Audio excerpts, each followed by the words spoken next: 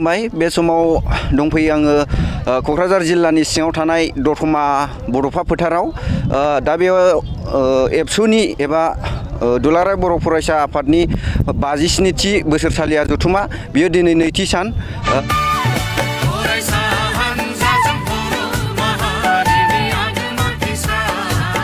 बे नैथि सानावहाय मिरु एबसुनि आफादगिरि दिपेन बर' बिथाङा एबसुनि जे फिरफिला बेखौ बिरहोखांबाय फुंबिलि समाव। दा बे फुंबिलि समाव फिरफिला बिरहोखांनायनि उनावहाय दायो बिथाङा खौरांगिरिफोरनि सिगाङावहाय मा फोरमायदों जोङो बिथांनिफ्राय माखासे खोथाफोरखौ मिथिना लानि फै। बर' फरायसा आफादनि 57थि बोसोरसालिया जथुम्मानि बे नैथि साननि फुंबिलिनि दुलाराय बर' फरायसा आफादनि गोथार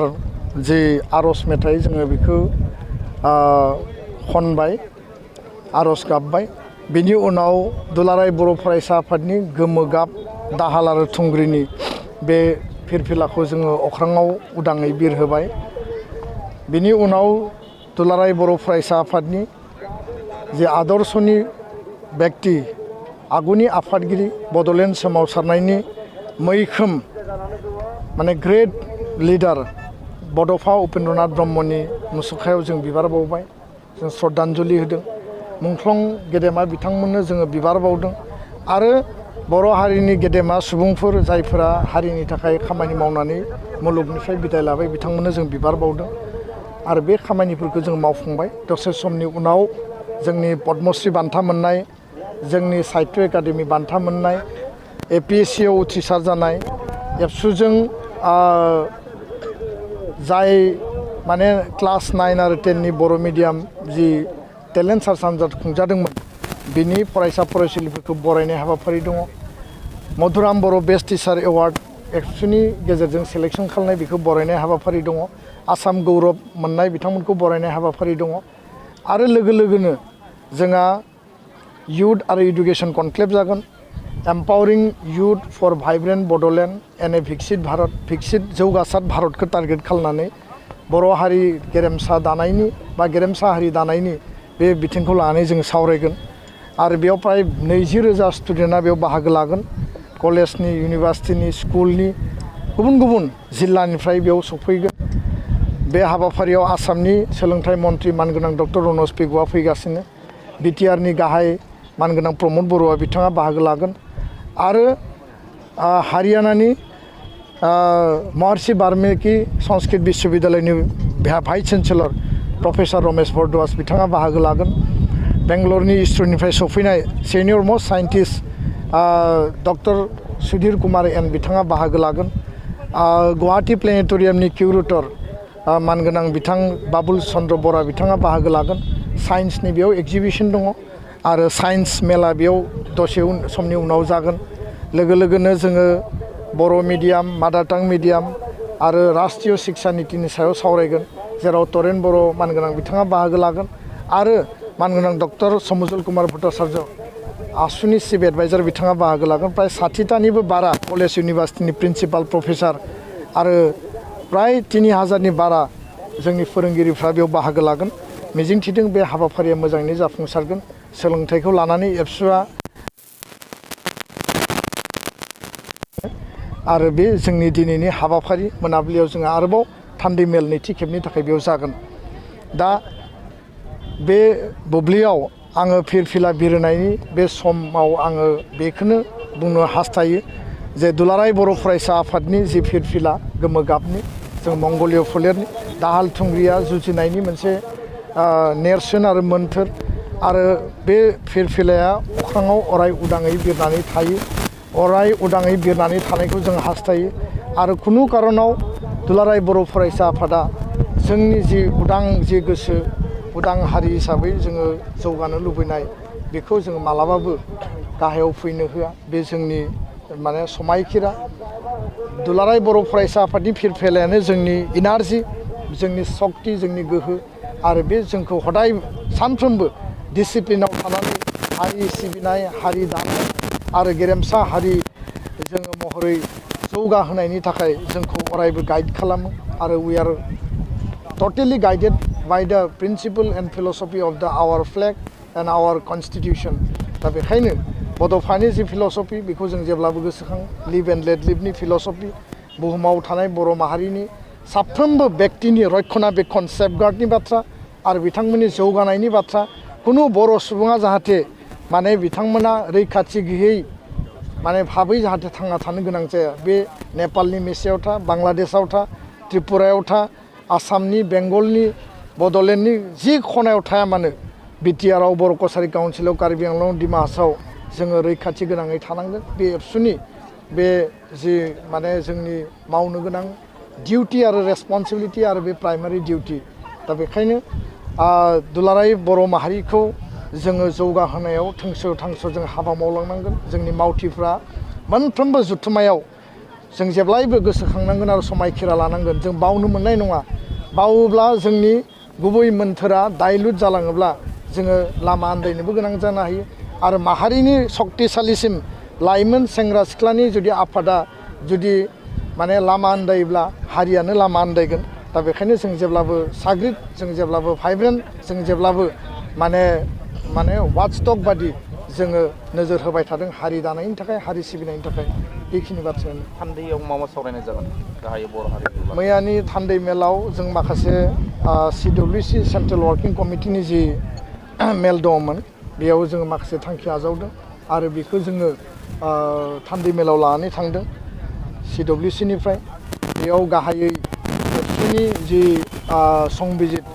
बेयाव माखासे माइनर जोङो चेन्ज बा एमेन्डमेन्ट खालामनायनि थाखाय मोनसे कमिटि दानो नागिरदों आरो बे कमिटिया गुबुन गुबुन लेयाराव जोंनि आगुनि दैदेनगिरि आथिखालनि बिबानगिरिफोरजों सावरायनानै अपिनियन बिल्डआप लागोन जे एबसुनि बिबाननि समा 2 बोसोर बेखौ 3 बोसोर खालामनो हायो नामा खारन 2 बोसोरा जथेस्थ खम जायो थांनाय समफोराव बे 2 बोसोरानो जोंनि थाखाय जथेस्थ माने मजबुतै बे रान जाबोदों बे समनि थाखाय बे गासैबो थिगैनो दङ किन्तु दिनै जोंनि हाबा मावनाय जोंनि जि माने दोनफिनमारोब्ला बे सोंलुआ खेबले खेबले फैदों आङो स्पष्ट खालामदों जे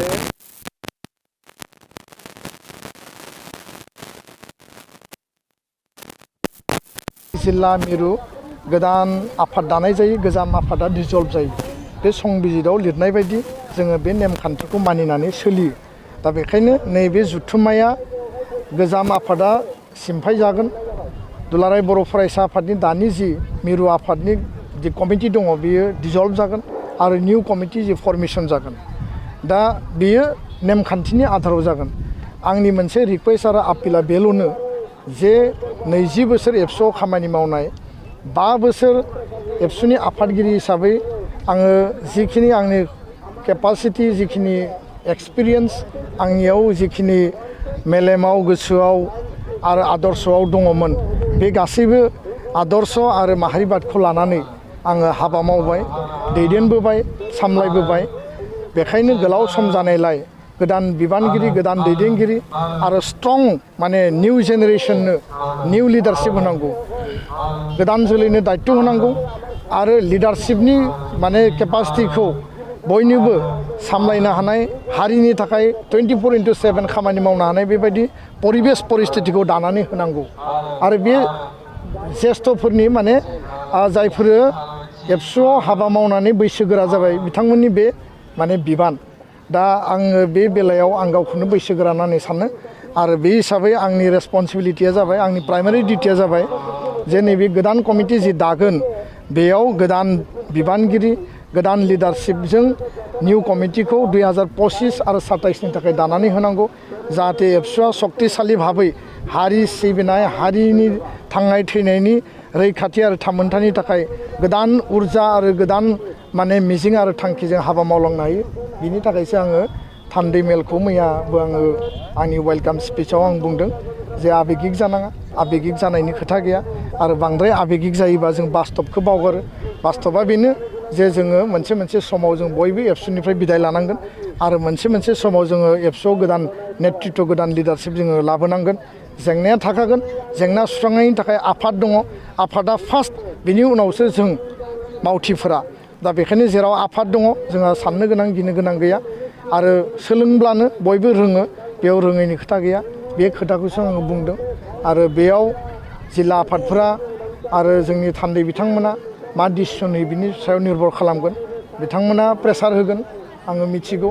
गोबाङा गोबां खोथा बुंबाय थादों आरो मैयाबो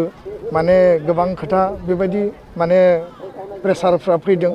खिन्थु आंनियावबो प्रेसार दङ बिथांमोना प्रेसार होगोन आंबो प्रेसार होगोन जोबनायाव मा थांखि नुजायो बे आल्टिमेटलि हाइस्ट फराम एबसुनि डेलिगेट हाउसनि डिसिसन जागोन सार बेखौबो सावरायगोन राजखान्थि दोलोआव जयेन जानाय जायैया बे समनि माने खुनु खोथा नङा बियो उननिसो खोथा खारन बियो एबसुनि जुथुम्मा आरो एबसुनि आदर्श नितिखौ लानानै जों हाबा मावदों जेब्लासिम आं एबसुआव दङ आं खुनु दोलोआव जयेन जानाय राजखान्थियाव थांनाय बा माबा माबि हाबा मावनाया आंनि आदर्शआव बियो गैया आङो बिबाननिफ्राय गखांनायनि उनावसो बबेयाव थांगोन मा मावगोन राजखान्थियाव थांगोन ना थाङा बिनि डिसिसनखौ आङो क्लियारलि बुंनो हागोन बेखायनो सरसाया थागोन वेलविजारफ्रा माखासे खोथा बाथ्राफोरखौ सावरायगोन गोबाङा गोबां खोथा सावरायगोन आरो बियो मोनसे स्वाभाबिक बयनियावबो मोनसे सासपेन्सन थायो जे आल्टिमेटलि मा खालामगोन आरो बबेयाव थांगोन मा मावहैगोन दा बेखायनो जेराव थागोन हारिनि थाखाय मावगोन हारिनि थाखाय सेबा खालामनायनि आदर्शआ जेब्लाबो जातीयताबादा आंनि गोसोआ बिखा बिख्लोआव जेब्लाबो गोथारै थागोन आं बेखिनिखौनो फोरमायबाय गोजोन्थों।